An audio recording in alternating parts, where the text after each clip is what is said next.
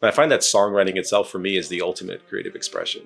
So as a teenager, I got really into like poetry, and I was a sullen, melancholic teenager, writing kind of like poetry and stuff like that, writing stories. And then I picked up the guitar, and then I started writing music, and then I started adding words to that music.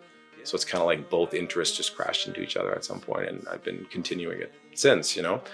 The painting really came about just suddenly. I think at some point I started rewatching like old episodes of The Joy of Painting. So I bought myself a kit on eBay, and I put the TV on, and I just tried it. So I would do it at a pace of maybe once a week on the weekend just to give it a try. That quickly became once every 2 weeks. I think over two and a half years, I produced about 100 paintings. And yeah, so it was a lot of fun. It was very peaceful. You know, put on a record or two, kind of create a painting. It took me about 2.5 to 3 hours to make one.